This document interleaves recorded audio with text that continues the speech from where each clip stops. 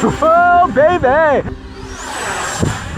It's just an incredible plane. Hey everyone, welcome to the CaptainDrone YouTube channel. My name is Steve and I'm out here today with the FMS Integral. This is a new EDF Jet by FMS. Well, new as in it's been released in 2024, a few months ago. It's very hard to get. If you find it in stock, then you should buy it, because I tried to buy it several times and it's always out of stock. It's very popular, so I have one now. And the one I have, as you can see, is the red version. It also comes in the version blue. Now, if you look at the styling of the plane, it looks like it's something from a 1950s sci-fi movie, or the Jetson, or Flash Gordon, or I don't know. It's very futuristic looking. FMS did that on purpose so that it doesn't look like every other plane on the market. Now, this is a pretty fast EDF Jet, probably one of the fastest you can buy in this price range.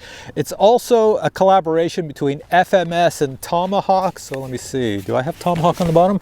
There we are, it's upside down. Let me just spin that around. FMS and Tomahawk. So those two entities work together to make this. It is 1060 millimeters from wingtip to wingtip. What does that mean, 1060? That means you can fit it in your car, no problem. Now, because it flies so fast in different wind conditions, it has 13-gram servos, 8 of them total. So I'm going to show you the surface areas in a minute. Also, for this review, I'm flying it on a 4,000 milliamp hour LiPo battery at 50C. It's a 6S LiPo battery. Now, if you're wondering if there's anything I really love about this plane, well, there's probably 4 things I love about this plane. So let me start. The wheels are very large, so you can take off and land on grass. And today I'm going to have to land on grass because I have a crosswind and the plane might not come straight down this runway. Also, that landing gear is shock absorbing. That is a bonus. It reduces the amount of bounce you get when you land. Next bonus is when I put it in my Jeep where I store it at home, this nose comes off, so you can just put it on the nose, and then when you go fly, put the nose back on, which is really good. And the last thing I like about it, that many people watching this right now who own this might say it's sacrilege, is that if you've already flown one plane in your life, one RC plane that was, you know, a good size RC plane, and you fly that one and you want to get an EDF Jet, this would be your next EDF Jet, because it's not difficult to fly. I've only flown this plane 2 times so far, and both times I shut off the motor in flight to see how it glides, and it just glides, it just stays up in the air. So yeah, for beginners, that would be pretty cool because you don't need a lot of throttle to keep it going. So that means it doesn't have a high stall factor in turns, which is a bonus. So I'm going to do 2 flights today. The first flight will have no cameras, and I just want to make sure it flies okay and the trimming is good, and I'll bring it down. It won't last very long. I have a GPS in it. If the GPS works, we'll see what my speed is. And then the second flight will be another short one, but I'll put cameras on it so you get some view from the air as it's flying. Here we go. All right, I'm just going to take the cover off because I want to show you the battery, how it places in here. You just pull it out. There's your battery. It sits on a battery tray. Maybe you can see it in this camera. See, that's the bottom of the battery tray. Flip it around and there's our battery. So the good news is it takes a 6S, 4,000, 5,000. You could probably go larger. The bad news is you only get about 3 minutes of flight time. Yes, 3 minutes. You heard me correct. So if you're looking for an RC plane with a long flight time, this is not going to be it. It's because it's an EDF Jet and they use a lot of power. Obviously, if you're very light on the throttle, you can get more than 3 minutes. Also, I just want to show you the interior, and you can see my batteries are way up there, and over here, that's where I put the GPS. Now connect the battery. There we go, get it on tight. And before we go fly, I'm just going to check out the surface areas. So look through my hat cam, see the ailerons, right, left, to make sure I have that correct. The elevator in the back, you got up and down, up and down. Lots of movement there. Of course, we have our rudder back here. Perfect. And we have our flaps. I don't have too much for flaps on here. There Flaps you go. position 2. There's the flaps. If I could squeeze into this camera, I will say I've landed this twice with flaps on, and the flaps do not make much of a difference because it just glides in. And if you're on a runway, sometimes it glides too far. And of course, you have your 80 millimeter motor. There you go. We have the sun up there, which I have a habit of staring into. So for a few flights, I'll go up and bring it around this way, back around this way, and over here. Here we go, taking off. It's a quickie. There we go, going up. Flaps up, wheels up. Bring it around. I usually fly the other direction, so this is a little odd for me. But here, I'm just going to bring it down for some low passes so you can see it.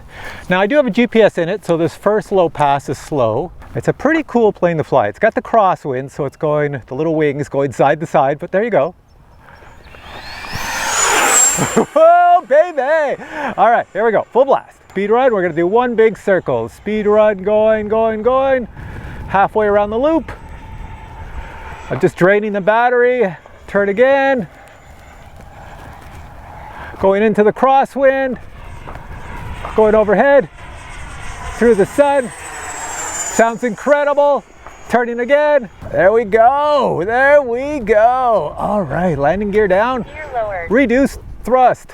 And coming down. I'm gonna land in the grass. I'll try to land it in the grass right in front of me. Full flaps. Flaps position 2. I just put full flaps on, slowing it down as much as I possibly can.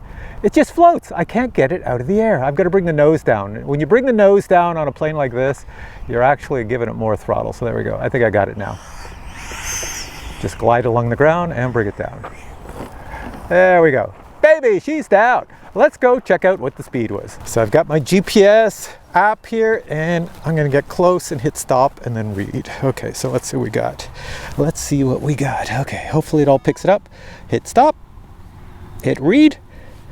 There we go, that's the best I could do. 174 kilometers per hour, so that's over 100 miles per hour. Not bad.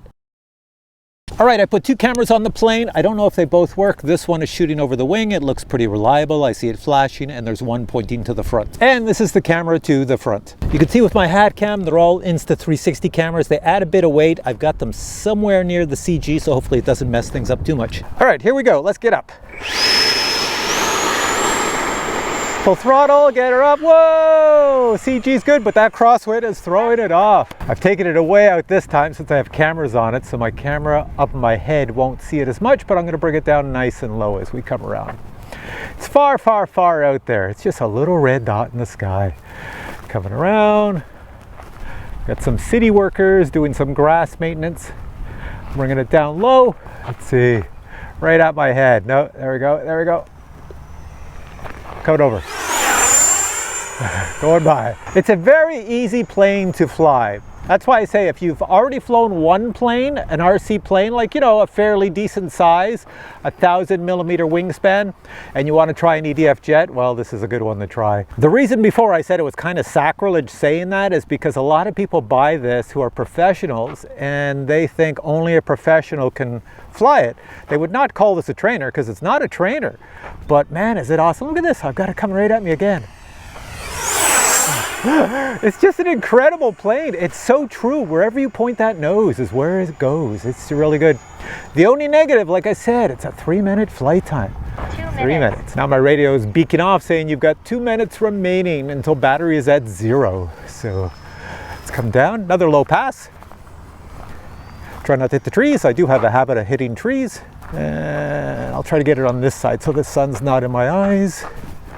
Going over the runway. There we go. Beautiful, beautiful, beautiful. All right, let's bring it down for landing. Okay, I'm dropping the gear. Gear lowered. And we're coming down. I just killed the throttle. And as soon as I have it pointing straight at me, I got to slow it down. So I'm going to crank on the flaps full. Position 2. There we go, full flaps. I want to get it so I can actually see it coming down. I'm staring right at it as it's coming here. I don't want to crash it into the grass. But look at it. I could just glide it. There we go. Isn't that awesome?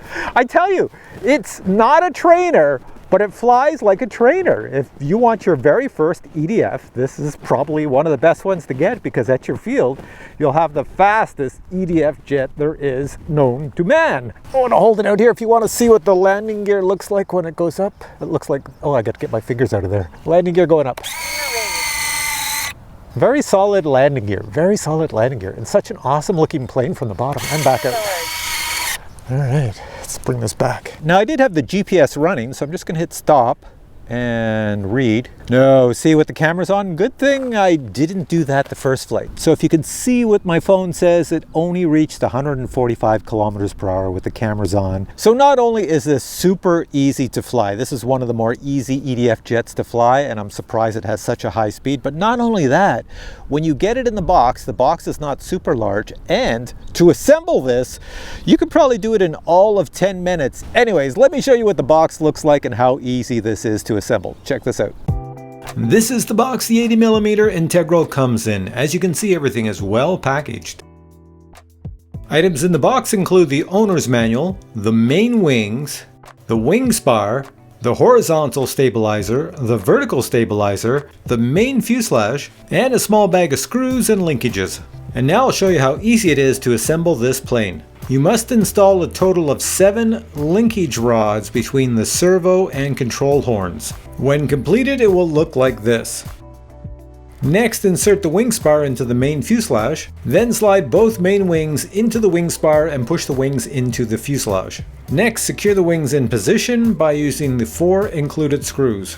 To install the horizontal stabilizer, first you must connect the 2 cables coming out of the fuselage to the 2 cables coming out of the horizontal stabilizer. Then push the horizontal stabilizer into position and secure it with the included 3 screws. Next, connect the wire coming out of the vertical stabilizer to the wire coming out of the fuselage. Then push the vertical stabilizer into position and secure it in place with the included 3 screws.